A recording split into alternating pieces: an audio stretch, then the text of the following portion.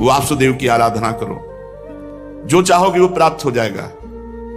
भगवान श्री कृष्ण की आराधना कभी व्यर्थ नहीं होती, इसके सिवा कोई उपाय नहीं है। अदिति ने पूछा, उपासना का स्वरूप क्या होगा? मेरे मनोरथ की पूर्णता होनी चाहिए, आप उपदेश कीजिए, मैं वो नियम धारण करूंगी। मैं बहुत दुखी हूं, मुझे ज्ञान नहीं, मेरे पुत्र स्वर्ग पर विराजमान हूं, मैं देखना चाहती हूं, मुझे आराधना बताइए, क्या आराधना करनी? मैं देव माता हूं। कश्यप जी ने कहा, देवी, भगवान को प्रसन्न करने के लिए जिस व्रत का उपदेश वो मैं तुम्हें बता रहा हूं, ये फागुन के शुक्ल पक्ष में 12 दिन तक केवल दूध पीकर किया जाता है, और जो कामना करे उस कामना की पूर्ति हो जाएगी। 12 दिन तक इसे पयो व्रत कहते हैं। इन व्रतों में बड़ी सामर्थ्य है। अमावस्या के दिन शूकर की खोदी हुई मिट्टी उसको लावे और अपने शरीर को मलकर नदी में स्नान करे। उस समय ये मंत्र पढ़ना चाहिए, त्वं देव्यादि वराहेण रसायाः स्थानमिच्छता उद्धृता से नमस्तुभ्यं पापमानं में प्रणाशय। संस्कृत ना आवे तो हिंदी से, हे देवी, प्राणियों के स्थान देने की इच्छा से वाला भगवान ने रसातल से तुम्हारा उद्धार किया था। हे पृथ्वी देवी, तुम्हें नमस्कार है, तुम मेरे पापों को नष्ट कर दो। ऐसा कहते हुए और सुअर की खोदी हुई मिट्टी से पूरे शरीर को मलकर फिर नदी में स्नान करें। इसके बाद अपने नित्य नैमित्तिक नियमों को पूरा करके एकाग्रचित से मूर्ति, वेदी, सूर्य, जल, अग्नि और गुरुदेव रूप से भगवान की पूजा करें। फिर प्रार्थना करें, प्रभु आप सर्वशक्तिमान हैं, अंतर्यामी और सबके आराधनीय हैं। समस्त प्राणी आप में और आप समस्त प्राणियों में निवास करते हैं, इसी से आपको वासुदेव कहते हैं। आप समस्त चराचर जगत और उसके कारण के भी साक्षी हैं। हे भगवान वासुदेव, मैं आपको नमस्कार करती हूं। भगवान को नमस्कार करके भगवान की स्तुति करें कि आप सबके प्राण हैं, आप इस जगत के स्वरूप हैं, आप योग हैं, योग के कारण हैं, आदिदेव हैं, पीताम्बरधारी केशव। मैं आपकी स्तुति करती हूं, आपकी चरण रज की उपासना करती हूं, आपकी कृपा लालसा प्राप्त करने के लिए। फिर गंधमाला आदि से भगवान का पूजन करें और दूध से भगवान की मूर्ति का स्नान करावे। इसके बाद वस्त्र, यज्ञोपवीत, आभूषण, जो व्यवस्था है, द्वादशाक्षर मंत्र से भगवान का पूजन करें और दूध में पकाए हुए घी और गुड़ और साली के चावल से द्वादशाक्षर मंत्र से हवन करे। कुछ नैवेद्य भोग लगावे, सबको बांट दे, जरा सा स्वयं पाले, भगवान को आचमन करावे। फिर तांबूल पान का बीड़ा और 108 बार द्वादशाक्षर मंत्र का जप करे। फिर 4 प्रदक्षिणा दे और भूमि पर लौटकर साष्टांग दंडवत प्रणाम करे। निर्माल्य को सिर पर लगावे और वो जो खीर बनावे रोज कम से कम 2 ब्राह्मणों को पवावे, उनको दक्षिणा दे, सत्कार करे। ब्रह्मचर्य से रहे, प्रातः काल स्नान करके दूसरे दिन फिर ऐसी पूजा करे, फिर भगवान को वैसे दुग्ध स्नान, फिर वैसे 2 ब्राह्मणों को। 12 दिन तक ऐसे ही ब्रह्मचर्य रहकर वो स्वयं केवल दूध पिए, पयोव्रत कहते हैं, और भगवान की ऐसे आराधना करे, जो चाहेगा वो प्राप्त हो जाएगा। ये फाल्गुन शुक्ल प्रतिपदा से लेकर त्रयोदशी पर्यंत ब्रह्मचर्य से रहे, भूमि पर शयन करे, 3 समय स्नान करे, झूठ न बोले, पापी आदमी से बात न करे और पाप की बात न करे, और छोटे बड़े सब भोगों का त्याग कर बिल्कुल ऐसे ही रहे जैसे संत, किसी भी प्राणी को कष्ट न पहुंचाए, भगवान की आराधना करे। तो ये बहुत कम समय में, 12 दिन में, ये पयोव्रत रखने वाला जो कामना करेगा उसकी पूर्ति हो जाएगी। अत्यंत एकाग्रचित होकर के इसकी आराधना करना चाहिए। पयोव्रत, इसका नाम पयोव्रत है। ब्रह्मा जी ने मुझे बताया था, मैंने तुम्हें बता दिया। देवी, तुम भाग्यवती हो, तुम इसको कर सकती हो। कल्याणी, भगवान को संतुष्ट करने वाला ये सर्व पयोव्रत है, जिससे भगवान प्रसन्न होते हैं। परीक्षित, अपने पतिदेव महर्षि कश्यप जी का उपदेश प्राप्त करके अदिति ने सावधानी से 12 दिन तक पयोव्रत का अनुष्ठान किया। जे ही पूरा व्रत हुआ तो सामने देखा भगवान प्रकट हो गए। अच्छा, भगवान जब प्रकट हुए तो चाहे देवकी वसुदेव जी के सामने या यहां इस समय अवतार ले रहे हैं तो पहले चतुर्भुज रूप में प्रकट होते हैं और फिर भगवान जो अवतार लेना चाहते वो रूप धारण करते हैं। तो यहां भी शंख चक्र गदा पद्म धारण किए हुए सामने प्रकट हो गए। अदिति जी तो विकल हो गई और प्रेम विवल होकर पृथ्वी पर लौटकर साष्टांग दंडवत प्रणाम किया। फिर उठकर हाथ जोड़कर भगवान की स्तुति करने की चेष्टा की, परंतु इतना आनंद, इतने आंसू की बोल न सकी। सारा शरीर पुलकित हो गया और आनंद उल्लास के साथ कंपायमान शरीर चुपचाप खड़ी है। परीक्षित, यज्ञेश्वर भगवान श्री हरि देख रहे थे। माता अदिति धीरे धीरे साहस करती कि भगवान का कुछ स्तवन करें, पर स्थिति इतनी प्रेम विकल है। फिर हिम्मत की और लड़खड़ाए हुए शब्दों में कहा, आप यज्ञ के स्वामी हैं, स्वयं यज्ञ हैं, आप अच्युत हैं। आपके चरण कमलों का आश्रय लेकर घोर पापी भी भव समुद्र से तर जाता है। आपके नाम का कीर्तन, नाम का श्रवण ये संसार से तारने वाला है। आपके नामों के श्रवण मात्र से परम कल्याण हो जाता है। हे आदि पुरुष, हम आपकी शरण में हैं। सारी विपत्तियों का आप नाश करने वाले हैं। हे स्वामी, आप हमारा कल्याण कीजिए। भगवान ने कहा, देवताओं की जननी, मैं तुम्हारी अभिलाषा को जानता हूं। शत्रुओं ने तुम्हारे पुत्रों की संपत्ति छीन ली है, स्वर्ग से खदेड़ दिया है। तुम चाहती हो कि युद्ध में तुम्हारे पुत्र उन्मत्त वाले बलि असुरों को जीतकर विजय लक्ष्मी प्राप्त करें, इसीलिए तो आराधना किया है ना। तुम्हारे पुत्र धन समृद्धि से युक्त हो जाएं और जैसे विराजमान थे पहले स्वर्ग में वैसे ही आनंद हो जाए। तो देवी, ये तो नहीं हो सकता। असुर सेनापतियों को जीता नहीं जा सकता, ऐसा मेरा निश्चय है, क्योंकि ईश्वर और गुरु उनके अनुकूल हैं। लड़ाई नहीं की जा सकती, पर मुझे प्रसन्न कर लेना व्यर्थ भी नहीं जाता। इसलिए मैं तुम्हारे लिए तुम्हारा पुत्र बनकर जाऊंगा और जाकर के उनसे मांगूंगा।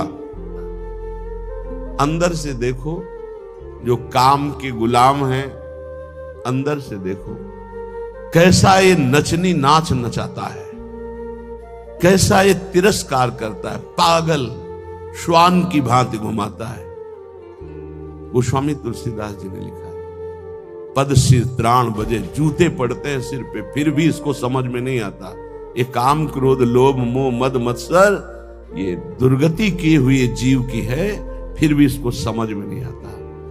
सिर पद त्राण बजे, हरिजु मेरो मन हठ न तजे। इन भोगों ने कितना तुम्हारा अपमान किए, तो स्वतंत्र विनाशी कितना परास्त हो गया। कामी पुरुष चरणों में झुकता है सिर्फ काम संयोग के लिए, कसम खाता है कि आपके सिवा मैं किसी से क्या क्या दैन्यता, अगर ऐसी दैन्यता गुरुदेव से कर देता तो परब्रह्म की प्राप्ति हो जाती। आप बोलो, आप कहो तो अभी प्राण त्याग दे, आप बोलो अभी प्राण त्याग दे। त्याग देते हैं क्या क्या इस काम ने नचनी नाच नचा रखा है त्रिभुवन में। श्रीपाद कह रहे बहुत धैर्य पूर्वक, हे सखे, हे प्रिय मित्र, तुम्हें नहीं दिखाई दे रहा, मुझे दिखाई दे रहा है, क्योंकि त्रिकालज्ञ है, तीनों कालों का ज्ञान है। कह रहे तुमने कितने नरक भोगे तुम्हें पता नहीं। जैसे मां के गर्भ में रहे तो क्या पता हमें कैसा कष्ट था, कोई याद नहीं है। ऐसे कितनी बार तुम स्वर्ग गए तुम्हें पता नहीं। अर्थात स्वर्गिक सुख, नारकिक दुख, इनको तुम बहुत भोगे हो। इन काम क्रोध आदि दुश्मनों ने कितना तुम्हारा तिरस्कार किया। धिक्कार है, धिक्कार है। बहुत बहुत विचित्र दशा है। महाराज पुररवा का वैराग्य एकादश स्कंद में लिखा हुआ पढ़ना चाहिए। महाभारत में हमने पढ़ा पुररवा जी की दशा, पागलों जैसे उर्वशी के प्यार में डूब। ऐसी स्थिति के प्राण निकल जाएंगे जब उर्वशी अंतर्ध्यान हो गई। पागलों जैसे चक्रवर्ती सम्राट महाराज पुररवा, बस जैसे कोई विरही, हा प्रियालाल, हा प्रियालाल, ऐसी दशा। ये दशा देखकर देवी उर्वशी पुनः प्रकट हुई। जो ही प्रकट हुई तो जैसे मृत को कोई संजीवनी पिला दे, ऐसे हा उर्वशी, उर्वशी का बस। आप जानते हो मैं किसी की नहीं होती, मैं केवल पुण्यात्मा के पुण्यों का भोग प्रदान करने के लिए जाती हूं। मैं दयावश आई हूं तुम्हारी दशा देखकर, मैं किसी की नहीं हूं। मैं तो आदेश से आती हूं उसके पुण्यों के प्रताप का भोग करवाने के लिए। तुम्हारे पुण्य क्षीण हो गए, अब मैं तुम्हें स्पर्श करने का भी अधिकार नहीं दे सकती, और तुम मेरा वियोग छोड़ो। मैं किसी की नहीं हूं। अंतर्ध्यान। तब उनको जो झटका लगा, वैराग्य आया, तो उनका धिक्कार है मुझको। भगवान बड़ी कृपा करते हैं जब सांसारिक प्यार में ठोकर दे, बड़ी कृपा होती है उनकी। जिनको थोड़ा भी धर्म का ज्ञान है तो उनका रास्ता प्रभु की तरफ खुल जाता है। जैसे चिंतामणि ने ठोकर लगाई तो बिल्व मंगलाचार्य बन गए। ठोकर लगनी आवश्यक होती है। बहुत द्रवित हृदय होता है आशिकों का। वही आशिकी अगर मुड़कर हरि की तरफ लग जाए, परमानंद की प्राप्ति हो जाए। पूज्य जीव गोस्वामी जी से जब कोई दीक्षा लेने जाता था तो ये पूछते थे, तुम्हारा मन कहां आसक्त है? कहते स्त्री में। ठीक, काम हो जाएगा। मंत्र दे, तुम्हारा मन? बोले पुत्र में। हाँ ठीक। एक आए धनी, कुछ भेंट रखी और कहा शिष्य बनना चाहे, तुम्हारा मन कहां है? बोले किसी में आसक्त नहीं। बोले हमारे लायक नहीं हो, काशी जाओ, वहां किसी ज्ञानी की शरण लो, हमें तो आशिक चाहिए। मोड़ना है, आसक्ति को मोड़ दिया। जो पत्नी में है, पुत्र में है, मां में है, पिता में है, शरीर में है, भोगों में है, वैसी थोड़ा प्रभु में हो जाए, निहाल हो जाए जीव। कहते तुम जरा सोचो, सब बैठे हो, सोचो जरा कैसा तिरस्कार करते हैं काम क्रोध लोभ आदि। आप गिड़गिड़ाते हैं, आप चरणों में गिरते हैं, और वो रौंदता है काम। वो तुम्हारे तनिक भी सम्मान की बात नहीं देखता। वो तुम्हें बार बार गिराता है, बार बार पतित करता है। तुम्हें कभी इस विषय में अहम जागृत नहीं होता कि मेरी कितनी दुर्गति हो रही, मैं कितना नीचे गिरता जा रहा हूं, मैं कितना नीच हो चुका हूं। कभी इसमें अहम जागृत करो कि आए काम तूने बहुत परास्त किया, अब मर चाहे जाऊं तुझे स्वीकार नहीं करूंगा।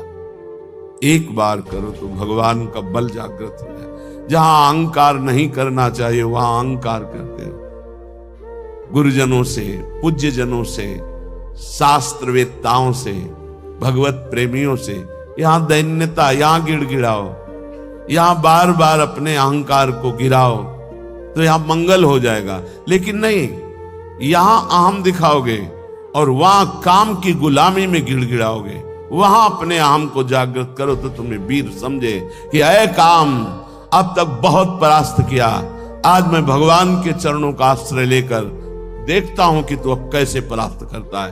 तू भी भगवान की शक्ति से युक्त है, तो मैं भी भगवान का अंश हूं और उन्हीं की शक्ति से संपन्न हूं। देखता हूं तू मुझे कैसे परास्त करता है। यहां हम जागृत करो तो कुछ समझ में आवे। इन काम आदि दोषों ने कितना तिरस्कार किया है सखे, कभी तूने सोचा नहीं। अब वर्तमान में सोच लो, अभी इसी क्षण। ये मानव देह इन विकारों पर विजय प्राप्त करके भगवदानंद में डूबने के लिए मिला है। इसलिए हे सखे, मत सुख की लालसा से इन कामादि की गुलामी करो, ये कभी सुख नहीं देने वाले, क्लेश अशांति जलन के सिवा नहीं मिल सकती। लिख लो कागज में या दिमाग में लिख लो, भोगी पुरुष को केवल अशांति, क्लेश, हीनता, भय और असत विचार, यही उसके बढ़ते चले जाते हैं। व्यर्थ की सोच, व्यर्थ की सोच। ओवर थिंकिंग, ये पूछ रहे थे कि ये ओवर थिंकिंग कैसे जाएगी?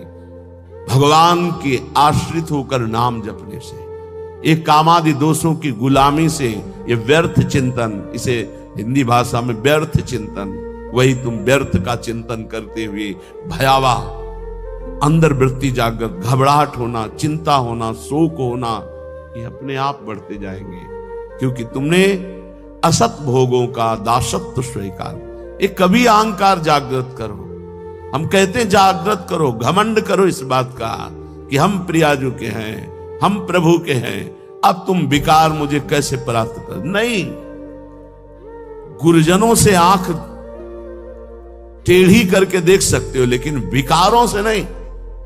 ये आप अंदर देख लो, बैठे हो अपने सब, जैसा वो कहेंगे वैसे ही तुम्हें घुटने टेकने होंगे, वहां अहंकार तुम्हारा नहीं दिखाई देता है। बहुत हुआ, अब नहीं, कभी ऐसा नहीं सोचते हो। अगर सोचोगे भी तो एक ही धोबिया पछाड़ मारेगा, काम की मुंह भरा गिर जाओगे।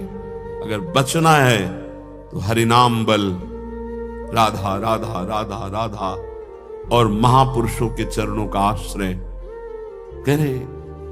परम सार श्री वृंदावन में आ जाओ, रसिकों का संग करो, नाम बल जागृत करो और इन विकारों की गुलामी से मुक्त हो जाओ। बहुत बार स्वर्ग भोगे हो, बहुत बार नरक भोगे हो। कहे कि अंतो ब्रह्मेंदाद्यतुल सुख भोगाश्चन कृता, तुमने ब्रह्म सुख, ब्रह्मा का सुख, इंद्र का सुख, देव सुख सब भोगे।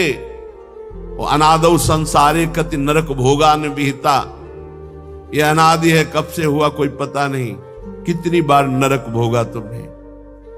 अभी भोगों का तिरस्कार सह रहे हो, काम क्रोध आदि की गुलामी में फंसे हो।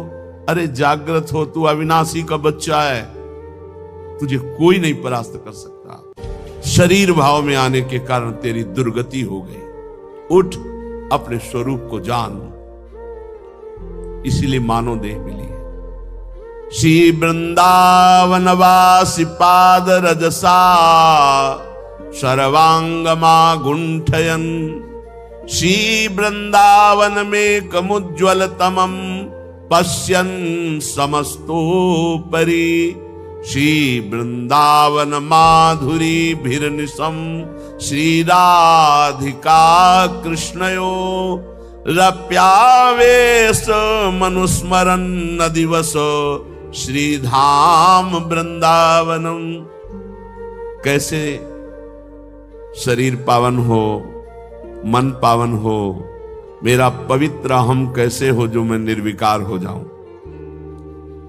कह रहे जो वृंदावन के प्रेमी रसिक जन हैं, ब्रजवासी जन हैं, इनकी चरण धूलि में लौट जाओ, इनकी चरण रज रोज शरीर पे लगा।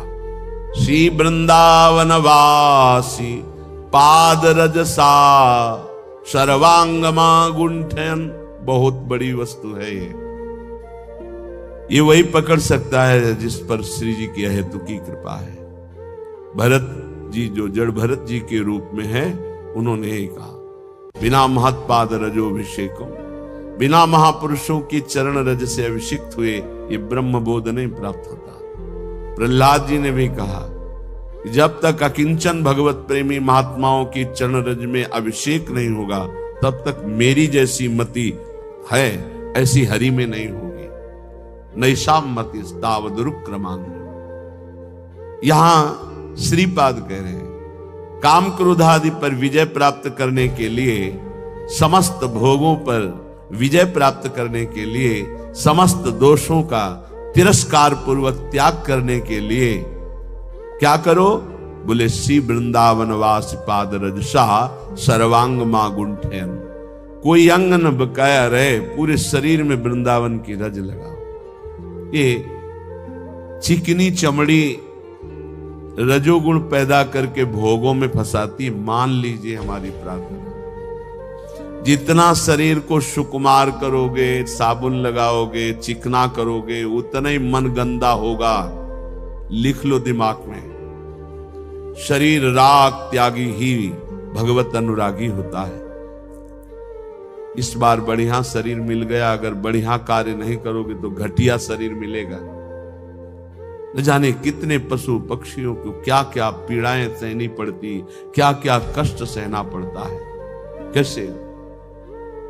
इसलिए इस मानव देह की चिकनाहट चमड़ी को देखकर गर्व मत करो कि मैं रूपवान हूं या तू रूपवान है। यहाँ कोई रूप नहीं, ये सब मरे हुए रूप है, मृत्यु लोक है इसका नाम। अगर रूप ही देखना है तो ऐसे ऐसे रूप हैं कि बड़े बड़े जितेंद्री मूर्छित हो जाएं देवलोक में, ऐसे रूप हैं। और देवलोक भूलोक रसातल सुनि कवि कुल मति डरिए, सहज माधुरी अंग अंग की कई कासो पट तरिए। देखो माई सुंदरता की सीमा, आओ इधर देखो रूप, लालजू का लावण्य देखो, प्रियाजू का रूप देखो। श्री वृंदावन में कम उज्ज्वल तमम पश्यन समस्तोपरि, पश्यन देख बा माधुर्य रस की वर्षा करने वाले श्री राधिका कृष्ण यो श्री श्यामा श्याम यहां बेहरण कर रहे। इसलिए मेरी बात मानना, वृंदावन की रज को एकत्रित कर लो और स्नान के बाद रोज लगाओ। हमारी ये बात मान लो, ये जब तक रजकण शरीर में नहीं लगेगा तब तक विषयों पर विजय प्राप्त करना बहुत कठिन है। ये सद्य वशीकरण चूर्ण मनंत शक्तिम तम राधिका चरण रेणु मनुस्मरामि। ये श्री जी की चरण रज, ये श्री जी की रसिकों की चरण रज में अनंत शक्ति है। उसी अनंत शक्ति से हम इन काम आदि दोषों पर विजय प्राप्त कर सकते हैं। इसलिए परिचर चरण सरोजम तद गौर श्याम रसिक दंपत्यो, वृंदावन नव कुंजावली सुमहानंग विह्वलयो। यदि तू गौर श्याम चरणारविंद की परिचर्या, उनकी समीपता, उनका दर्शन जो इस संसार रूपी महान ज्वाला से आपको बचा लेगा, गौर श्याम चरणारविंद, यदि ऐसा चाहता है तो नवीन नवीन कुंजों में विहरण करने वाले श्री प्रिया प्रीतम के भाव में जो डूबे हुए रसिक जन है, उनका संग करो, उनकी चरण रज माथे पे लगाओ, उनकी आज्ञा पे रहो। तो परिचर चरण सरोजम, तो उसका परिणाम क्या होगा? तद गौर श्याम रसिक दंपत्यो, दंपति श्री प्रिया प्रीतम जी, ये आपके नेत्रों में ऐसी सामर्थ्य दे देंगे कि फिर ये दृश्य बदलने लगेगा। चिदानंद यही वृंदावन है, यही की अद्भुत नौ कुंज, नवीन नवीन लताएं, नवीन नवीन क्रीड़ा परायण श्यामा श्याम, ये आपके नेत्रों में झलकने लगेंगे।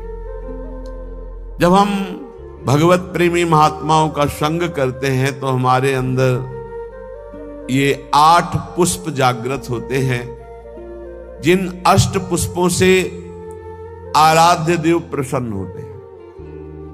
अगर ये 8 पुष्प नहीं तो आपकी पूजा अधूरी मानी जाएगी। हर उपासक के हृदय में ये 8 पुष्प जागृत होते हैं, तब इष्ट देव पूजा स्वीकार करके प्रसन्न हो जाते हैं। ये शास्त्र सम्मत, और ये अभी तो आज आपको सुना रहे, ये नैष्ठिक ब्रह्मचर्य में ही बात पकड़ में आ गई थी। तभी हितधाम तक प्रगट सेवा बहुत ही उदासीनता पूर्वक होती थी। कभी पोशाक नहीं धारण कराया, कभी जैसे छवि जो विराजमान यही छवि थी, यही नाम सेवा। स्नान और गुरुजी जो इत्र दे देते थे, वो इत्र लगा दिया और इतना मिश्री का टुकड़ा भोग। हर समय हमारे अंदर यही था कि प्रियाजू का भोग और प्रियाजू के पुष्प कुछ अलग होते हैं, उनकी प्राप्ति हो पहले। अहिंसा सत्यमस्तेयम ब्रह्मचर्य मकलकता एतानि मानसान्याहुर व्रतानि हरितुष्टये। क्या कह रहे हैं? जो इन व्रतों का पालन करता है उसको 8 पुष्प प्राप्त होते हैं। जो पुष्प हैं हम उनका नाम अभी बताए देते हैं, पर उन पुष्पों की प्राप्ति का उपाय बता रहे हैं। पुष्प है अहिंसा प्रथमम पुष्पम, द्वितीयम कर्णग्रहा, तृतीयकम भूतदया, चतुर्थम शांतिरेव च, समस्तु पंचमम पुष्पम, ध्यानम चैव तु सप्तमम, सत्यम चैवाष्टमम पुष्प, मेतैस्तुष्यति केशवः।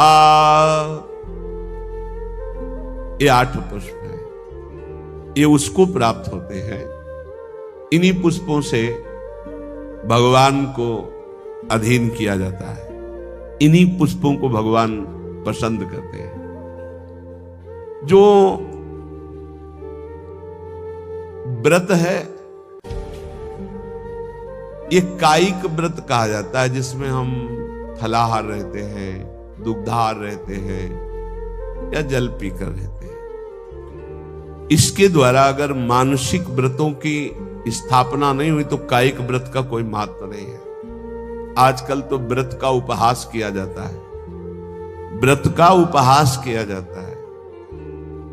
आप ऐसे ऐसे भोग सामग्रियां की जो प्रायः रोज नहीं पाई जाती वो व्रत में पाई जाती है। सवा के चावल की खीर हमने देखा है, बढ़िया मेवा डालकर सवा के चावल की खीर, कूटू की पूड़ी और बढ़िया सब्जी, घिया आलू, ऐसे उनकी सेंधा नमक घी से बढ़िया पकी हुई, क्योंकि आज फलाहार पाना, सिंघाड़े का हलवा, ऐसे विविध प्रकार के। काय को उपहास कर रहे हो? ये व्रत है? एक दिन में मर जाओगे, कूटू और सिंघाड़ा और दुनिया की चीजें इकट्ठा कर रहे हो। अगर कोई कायिक व्रत रहना है तो उसका फल है मानसिक व्रतों की प्राप्ति होनी। देखो सिद्धांत को समझना, केवल कायिक व्रत रहकर जबान की वृत्तियों का पोषण कर रहे हो, इतने इतने पदार्थ मिलते हैं, आप खरीद ला सकते हैं। एकादशी हो आप खरीद लाइए जाकर के, हजारों रुपया लगाकर आप भोग सामग्री, इतनी जो शायद है कि व्रत में जो नहीं रहते वो उतना नहीं पाते होंगे। हम कायिक व्रत का उपहास करते हैं। कायिक व्रत तभी माना जाएगा जब एक भुगतो, एक बार केवल, वो भी बहुत अल्पा। अगर जल से काम चल जाता है तो जल ले लीजिए, जिससे आप एकादशी व्रत रहते हैं। धन्यवाद, बहुत बड़ी बात है, बढ़िया है। इन व्रतों का फल है मानसिक व्रतों में पहुंचना। अगर आपके अंदर ये मानसिक व्रत जागृत नहीं होते तो आपका कायिक व्रत सफल नहीं हुआ। और मानसिक व्रतों से इन 8 पुष्पों की प्राप्ति होती है। इन 8 पुष्पों की आराधना से भगवत प्राप्ति होती है। सिद्धांत को समझना, सिद्धांत को अगर नहीं समझोगे तो बाहरी तुम्हारी वृत्ति मान्यता की बनी रहेगी। इसलिए हमारी बाहरी मान्यता नहीं, हम खास बातें नहीं समझते कि आप बहुत विदेशी फूलों के बहुत, हमारा इस पे ज्यादा धन है तो उसका सदुपयोग हो रहा है, लेकिन इससे भगवत प्राप्ति नहीं होने वाली, ध्यान रखना। ये बिल्कुल सिद्धांत, इसीलिए हम उदासीन रहते थे। ये तो श्री जी की इच्छा, ऐसा नहीं, हमारा उदासीन स्वभाव था। प्राय ऐसा माना जाता था कि सन्यास मार्ग से आए इसलिए इनकी सेवा में रुचि नहीं है। लेकिन आपको सच्ची कहते हैं, हमारी सेवा में भावात्मक रुचि थी। प्रगट में वस्तुएं नहीं, लेकिन हम जानते हैं गुरु कृपा से कि किन वस्तुओं से हमारी लाडली जो प्रसन्न होती है। ये मानसिक व्रत आने ही चाहिए कायिक व्रत से। अगर मानसिक व्रत नहीं आए तो कायिक व्रत का कोई महत्व नहीं रहा। इसीलिए साधन विविध सकाममति सब स्वार्थ सकल सबे जो अनीति, ज्ञान ध्यान व्रत कर्म जिते सब काहू में नहीं मोई प्रतीति। ये हमारा रस सिद्धांत है। ज्ञान ध्यान व्रत कर्म जिते सब काहू में नहीं मोई प्रतीति। रसिक अनन्य निशान बजायो एक श्याम श्यामा पद प्रीति। श्री हरिवंश चरण निज सेवक बिचले नहीं छाणी रस रीति। अहिंसा सत्यमस्तेयम ब्रह्मचर्यम मकल्कता एतानि मासान्याहुर व्रतानि हरितुष्टये। हरितोष व्रत, प्रायः इस शब्द को एकादशी से जोड़ा जाता है कि एकादशी हरितोष व्रत है, ऐसा भी माना ये, लेकिन कायिक व्रत है। यहां करें हरितुष्टये, बिल्कुल भगवान को प्रसन्न करने के लिए, जिसमें निश्चित प्रसन्न हो जाएंगे। कायिक व्रत का फल है ये मानसिक व्रत जागृत होना, मानसिक अहिंसा। वचन से शरीर से किसी को पीड़ा पहुंचाना ये तो बात दूर रही, मन से भी किसी को पीड़ा दंड देने की बात हम नहीं सोचेंगे। वाणी से तो बोलेंगे ही नहीं, ऐसी वाणी कभी नहीं बोलेंगे किसी को दुख लगे। शरीर से ऐसी कभी चेष्टा नहीं करेंगे किसी की हिंसा हो, किसी को दुख हो। मन से संकल्प प्रायः सब लोग कर लेते हैं, भोगे गए नहीं। हमारा मानसिक व्रत खंडन हो जाएगा। ये बहुत बड़ा व्रत है, इससे भगवान की प्राप्ति होती है। अहिंसा परमो तपः, परम तपस्या है, परम व्रत है अहिंसा। मन से, वचन से, शरीर से किसी भी तरह से किसी को दुख ना पहुंचाना अहिंसा है। हमको कोई दुख पहुंचाता है हम उसे सह लेते हैं, वो आगे आएगा इसी प्रसंग में। ये बहुत अमृतमय वचन है। यही नैष्ठिक ब्रह्मचर्य में इन्हीं की शिक्षा हुई थी, गुरुजनों से इन्हीं की शिक्षा हुई। इसीलिए बाहरी बातों पर हमारा ज्यादा महत्व नहीं रहा कि अमुक वस्तु प्रभु को भोग लगानी है, अमुक वस्तु प्रभु को देनी, इस पर ज्यादा ध्यान नहीं रहा। ध्यान रहा कि प्रभु की प्रसन्नता होती इन आंतरिक महान लक्षणों से। अगर ये लक्षण नहीं होंगे तो बाहरी, फिर तो बड़े बड़े सेठ लोग, धनी मानी लोग प्रभु को रिझा लेंगे ना, क्योंकि उनके पास बहुत सी भोग सामग्री है। लेकिन कभी कदापि ऐसा नहीं पाया गया। प्रभु को रिझाने के लिए यही पाया गया। पहला है मानसिक व्रत अहिंसा, फिर दूसरा है सत्यम। सत्य कौन है?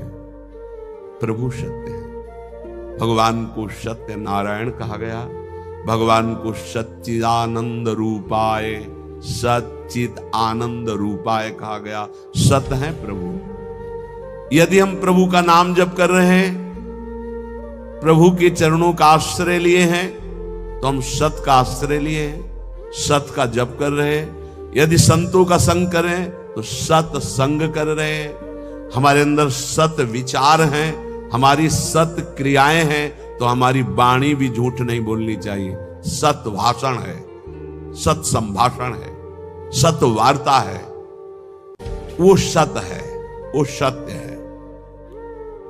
ये मानसिक व्रत है। अगर ये व्रत नहीं है तो कायिक व्रत का कोई महत्व नहीं होगा, क्योंकि कायिक व्रत का शारीरिक तप का फल है मानसिक में आना।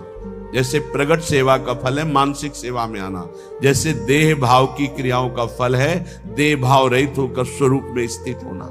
ये आंतरिक बातें समझो, सिद्धांत जो परम पद प्राप्ति का है। तीसरा है अस्तेयम, किसी की भी कभी कोई वस्तु ना उठाना, चोरी ना करना। जैसे माना कि मार्ग में तो आपका क्या अधिकार है? आप वैष्णव हैं, बिल्कुल वैसे ही पड़ा रहने दो, या आसपास कोई हो तो अपना उठा लेगा, कोई वहां से निकलेगा पूछेगा तो उसको मिल जाएगा। अगर हम उठा लिया तो हम दूर जा रहे हैं, अब वहां वो लौट के आएगा, वस्तु नहीं मिलेगी। आसपास पूछेगा तो वहां नहीं मिलेगा। हमारा कर्तव्य बनता है हम बिल्कुल उससे निरपेक्ष हो जाएं। अगर हमारी अपेक्षा बनती है तो आसपास जो दुकान है या कोई है तो उससे वहां, अगर कोई नहीं है तो आप वही छोड़ दीजिए। वो लौटेगा तो ले लेगा, नहीं जिसके भाग्य में होगा लेगा, हमारा अधिकार नहीं। पड़ी हुई वस्तु भी हम ना उठाएं। फिर दूसरे की चोरी करना तो हो ही नहीं सकता। चोरी कैसे कर सकता है वैष्णव होकर? अस्तेयम, ए बिल्कुल पकड़ लीजिए। अगर भगवत प्राप्ति करनी है तो कूटू और सिंघाड़ा के आटा से व्रत नहीं होता, ये व्रत होते हैं। ये कह रहे हैं मानसान न्याहुर व्रतानि हरितुष्टये, इन व्रतों से भगवान निश्चित प्रसन्न होकर आपको दर्शन दे देंगे। चौथा ब्रह्मचर्यम, ब्रह्मचर्य।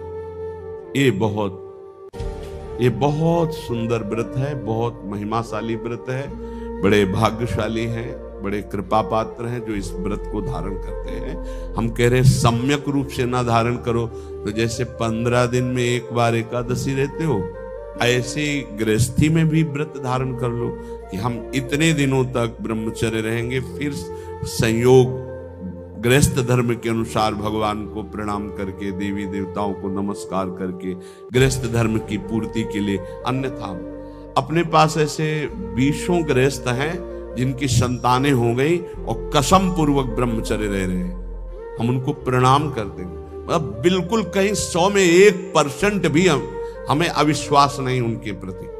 100 में ऐसा हो सकता है कि 90% हम कह सकते हैं, 10%, 1% भी नहीं, क्योंकि उनके आचरण और उनकी निष्ठा और उनका समर्पण बताता है और उनका चेहरा बताता है, उनके नेत्र बताते हैं वो ब्रह्मचर्य से हैं।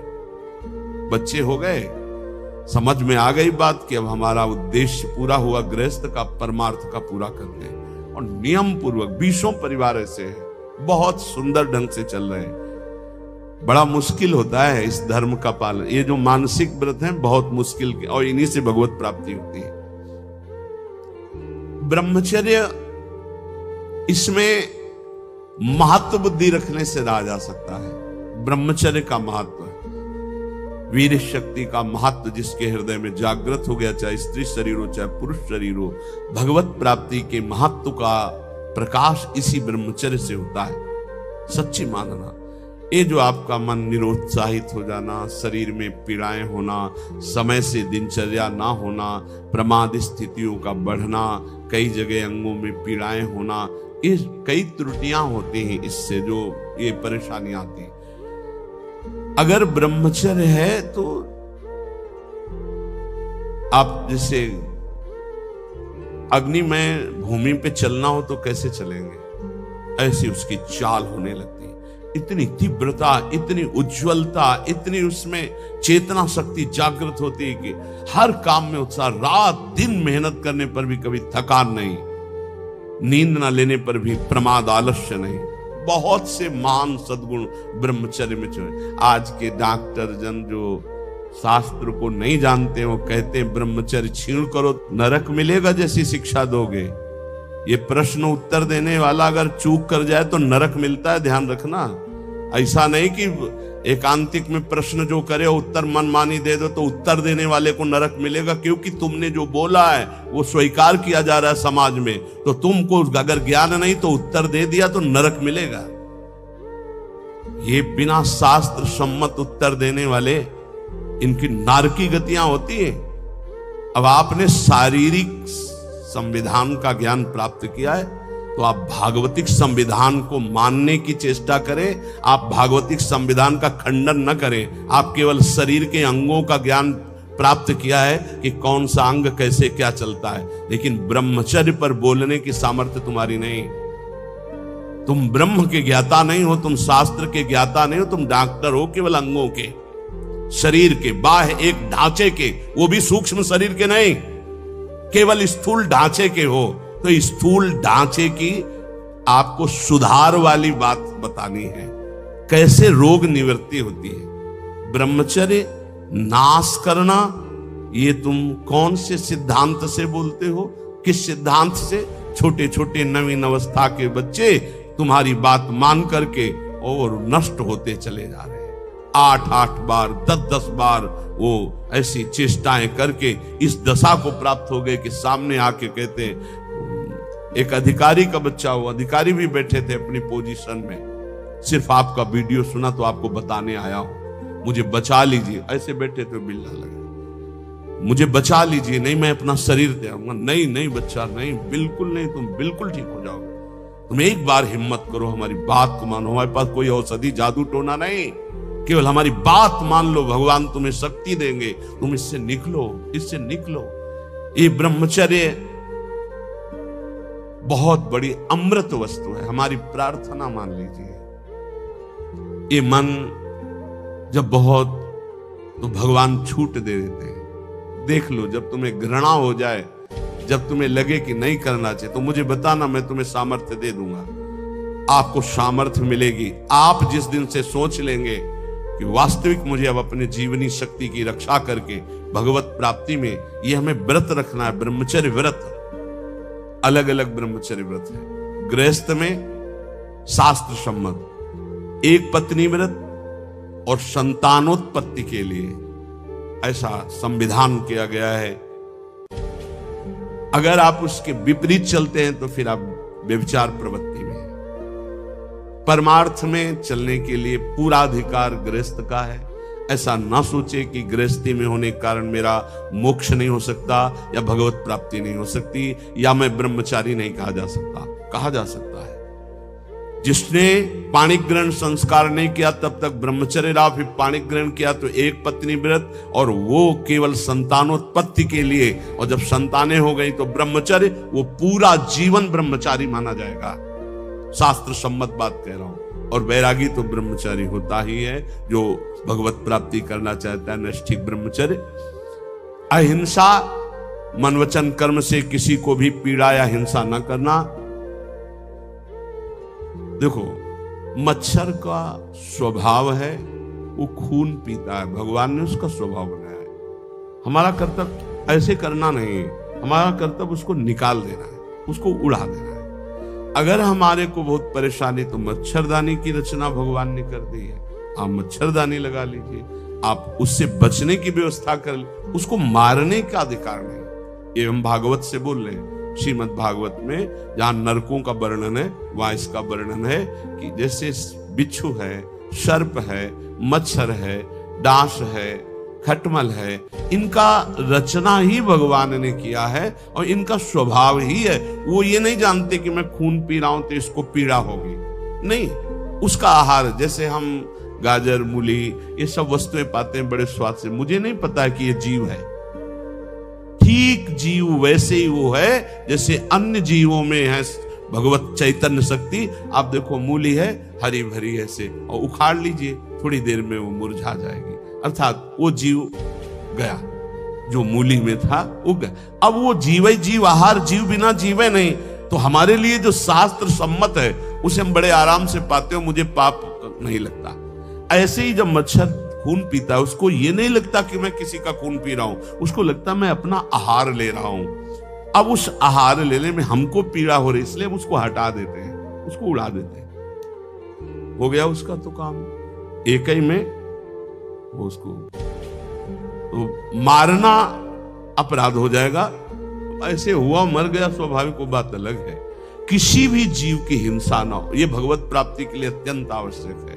कुछ लोग बोले काल है सांप, नहीं भाई। अगर वो ठीक समय से काटने का समय है आपका, तो आप किसी भी खंड में कहीं भी हो, उसी समय वो वहां प्रवेश करेगा और आपको काट लेगा। और नहीं काटेगा तो हम सेनपुर में रहे हैं, जो शाम टाइम जैसे लोग भ्रमण के लिए निकलते हैं ना, ऐसे सहस्त्रों सर्प, शास्त्र माने हजार होते हैं, कोबरा, पानी वाला, कैसे पैथन, मोटे मोटे जो अजगर टाइप, कितने सांप। कोई केली कर रहा है, कोई फुसकार रहा है, कोई टहल रहा है।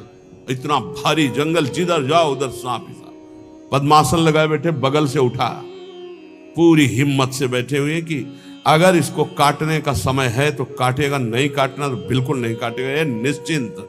और सामने से निकल के खड़ा होगा, अंदर से एकदम भगवदाकार व्यक्ति, प्रभु है, और नीचे किया चला। ऐसा दृढ़ विश्वास था। और बीछी तो ऐसे थी जैसे काले चीटी चीटा घूमते हैं। यहां जब कभी कोई सैनपुर का आवे, तिवारीपुर गंगा के किनारे, तो पूछ लेना, वहां दोपहर के समय भले कोई गंगा नहाने चला जाए, नहीं वहां दिन में सुबह और शाम तो कोई जाता नहीं था, रात्रि में तो केवल 2 लोग रहते थे, एक सिद्ध पंजीरी बाबा और एक अपने वहां, तीसरा कोई। दोपहर के समय वहां भले कोई आ जाए, सुबह शाम वहां इन जीव जंतुओं की ऐसी बाहुल्यता, कभी भी ऐसे टच नहीं किया, कभी नहीं टच। और खूब ऐसे सांप, ये मत सोचो कि सांप दिखाई दिया मार डालो उसको, नहीं, यह अपराध है। आप उसका निवारण कर दीजिए, आपको डर लगता है निकाल। पूज्य श्री राधा बाबा गीता वाटिका में जहरीला सर्प निकला, बाबा ने कहा सुनो प्रभु, हम तो जान रहे हैं कि आप हैं, लेकिन और लोग नहीं जान रहे, अगर और लोग जान गए तो आपको परेशान करेंगे, हम रास्ता बना रहे हैं, आप यहां से निकल जाइए। ऐसे एक लकड़ी करके ऐसे ऐसे ऐसे सांप बिल्कुल उसी रास्ते से चला गया। वो भगवत भाव से देख रहे तो सांप भगवान है। अभी 10-12 वर्ष पहले की बात है, छोटी कुटिया में थे तो हितधाम में, जिसमें स्वामी शरण जी की कुटिया थी, उसमें एक संत रहते, वो 2 बजे रात्रि के हम उठ चुके थे, बाबा बाबा देखो कोबरा सांप आक्रमण कर रहा, हम तो अंदर थे, भाग आए, बिल्कुल हमका छेड़ना मत, अंदर गए, विशाल हाथ जोड़ा और कहा देखो आप जानते हो कि हम आपको कष्ट नहीं देंगे, हम ये बांस रख रहे हैं लंबा बांस, आप इसमें लिपट जाओ, हम आपको बाहर कर देंगे, अगर ऐसा नहीं और ये उपद्रव करेंगे तो आपकी हानि हो जाएगी या आप किसी की हानि करेंगे। बांस आप सत्य मानिए, बांस के प्रथम छोर पर ऐसे करके आराम से उठा के राधा राधा राधा राधा बाहर, और मदन टेन की तरफ पहुंचे।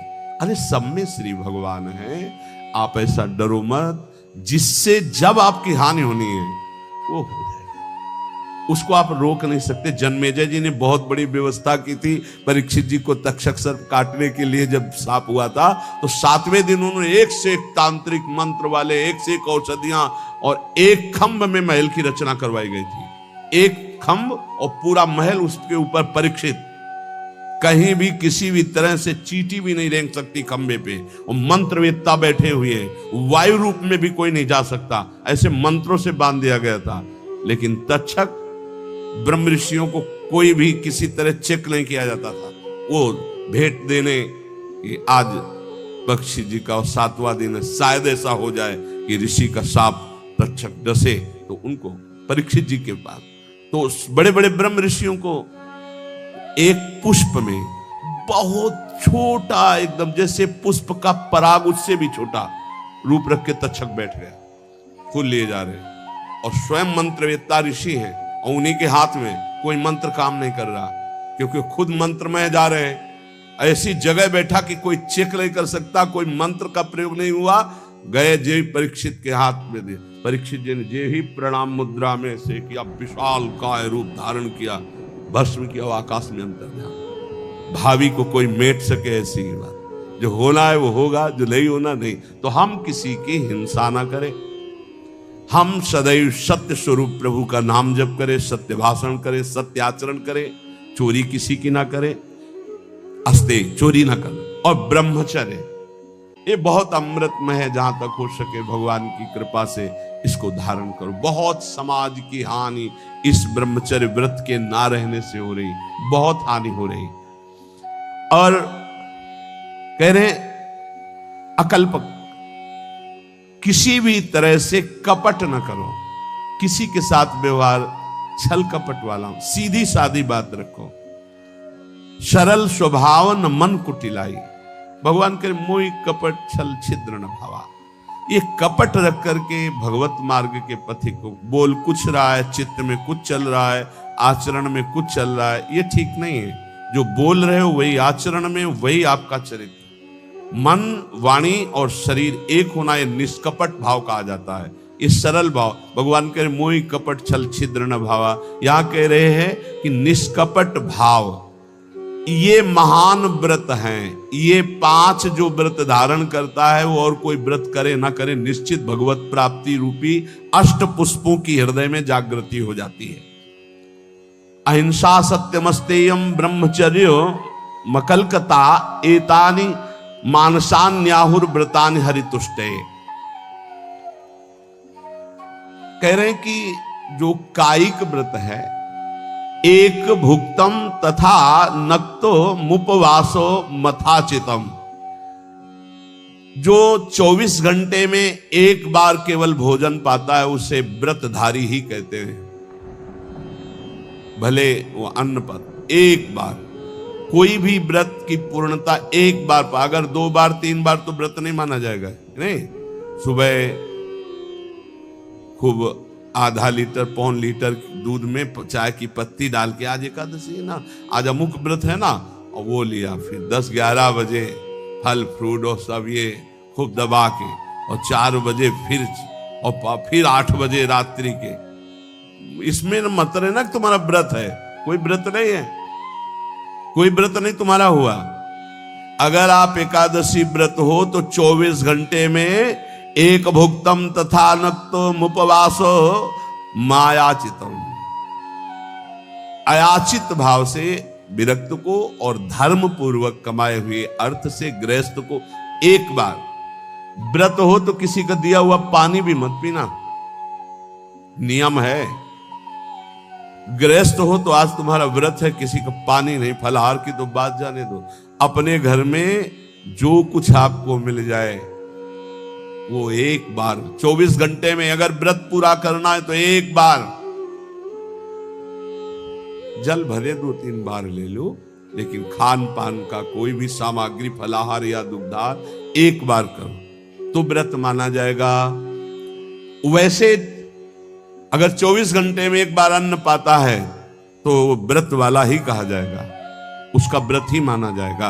ये शास्त्र, एक भुक्तम तथा नक्त मुपवास मयाचितम, अयाचित भाव से एक बार जो प्राप्त हो गया उसको शरीर, एक बार से प्राणों का पोषण अच्छा हो जाता है। जिनका भगवत कृपा से अभ्यास बन जाए तो देख लो, लेकिन बहुत ही कठिन है जिनका बाल भोग सुबह से हो चाय और बिस्कुट और नाश्ता, और फिर दोपहर में, फिर शाम के 4 बजे चाय नाश्ता, और फिर 8 बजे भोजन।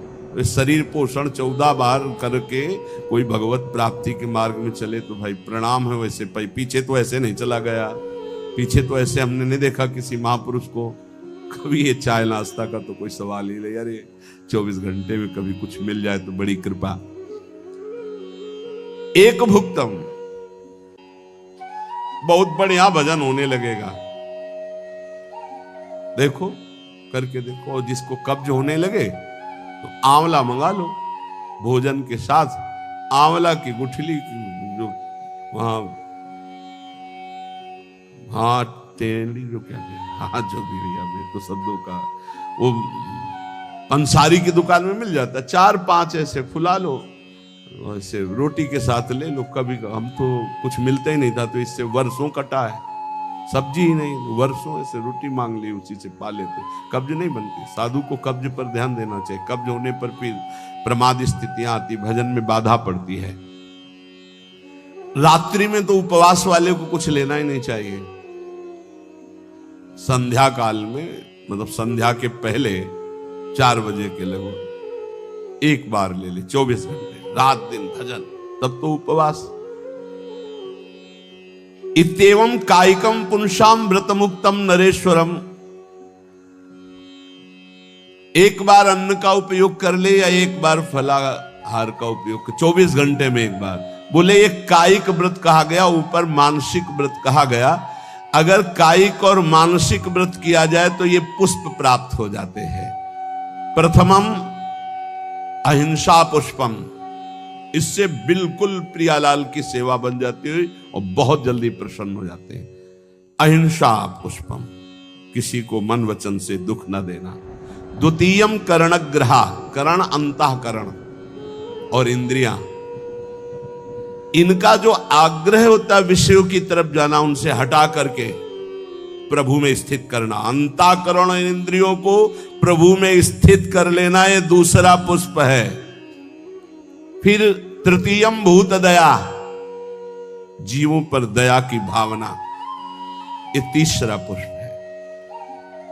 चैतन्य महाप्रभु ने श्री सनातन जी को उपदेश किया था, नामे रुचि, वैष्णव सेवा और जीवे दया। जीवे दया ना में रुचि, वैष्णव सेवा का इससे बढ़कर और कोई उपदेश नहीं। 3 बातें। जब किसी को दुखी देखा जाए तो अपने चित्त में दुख आ जाना, कैसे इसकी दुख की निवृत्ति करूं, ये वैष्णव हृदय होता है, ये भक्त हृदय होता है। इससे भगवान बहुत प्रसन्न होते। दूसरे को दुखी देखकर द्रवित हो जाना, भले हम नहीं निवारण कर पा रहे, पर हमारे हृदय में पीड़ा है कि कैसे इसके दुख का निवारण हो। हे भगवान, मैं तो असमर्थ हूं, इस पर सेवा नहीं कर सकता, अर्थ नहीं है, ऐसी व्यवस्था नहीं है, ऐसा भाव नहीं, पर मुझे लगता है मैं इसे सुख प्रदान करूं। इतनी भावना से ये पुष्प भगवान के पास गया और आपके ऊपर भगवान प्रसन्न हुए। जीवे दया तृतीयकम पुष्पम, तीसरा पुष्प है समस्त जीव पर दया। चतुर्थम शांतिरेव च, चौथा पुष्प है शांति। शांति की व्याख्या की है, जो हमको गाली दे, अपमान करे, तिरस्कार करे, उसमें शांत रहना, बिल्कुल कुछ न बोलना, इसे शांति कहते हैं। और शांति कहते उसमें उसके मंगल की भावना करने लगना। करत जे अनुसहन निंदक तिन्हों पे अनुग्रह की। हे भगवान, इनका मंगल हो, इनको ज्ञान नहीं इसलिए निंदा कर रहे हैं, अपमान कर रहे हैं, तिरस्कार कर रहे हैं। हे नाथ, इनकी बुद्धि शुद्ध हो, ये स्वस्थ रहे, इनको कभी कोई शारीरिक, मानसिक या वाचिक दंड ना पहुंचे। नाथ, इन पर कृपा करो। ये हृदय में ये पुष्प, शांति रूपी पुष्प, ये भगवान को प्रसन्न कर लेता है।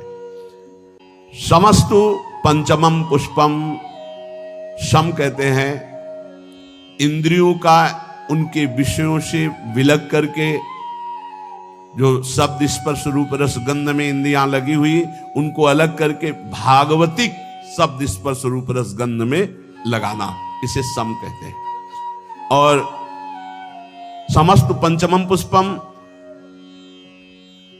सम के अंदर दम भी आ जाता है।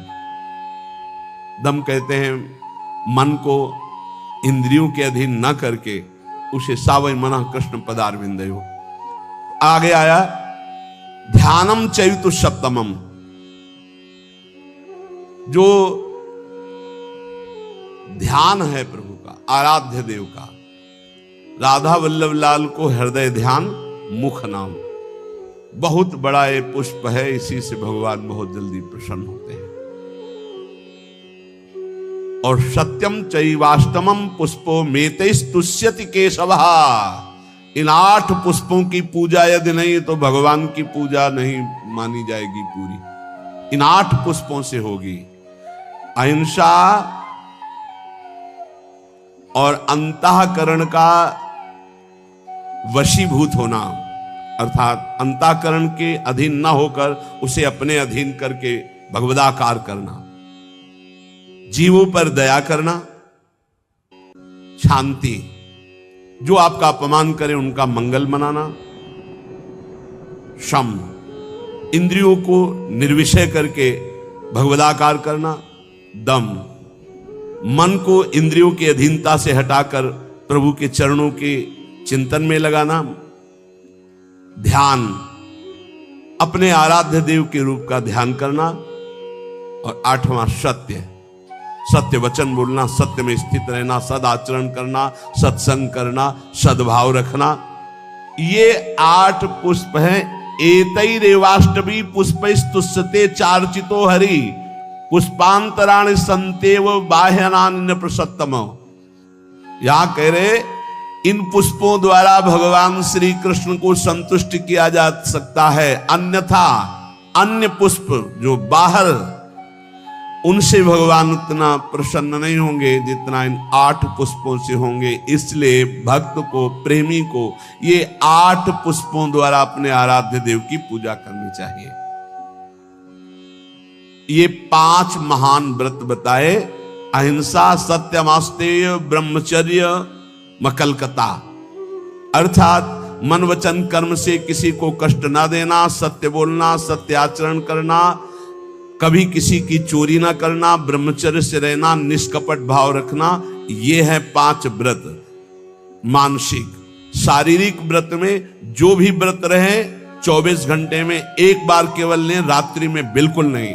अगर और कोई व्रत नहीं रहते तो एक बार अन्न लेने वाला भी 24 घंटे में वो व्रताधारी ही कहा जाता है। 8 पुष्पों के द्वारा अपने आराध्य देव की आराधना करें। गृहस्थ में उतना ही अपना अधिकार माने। बोले या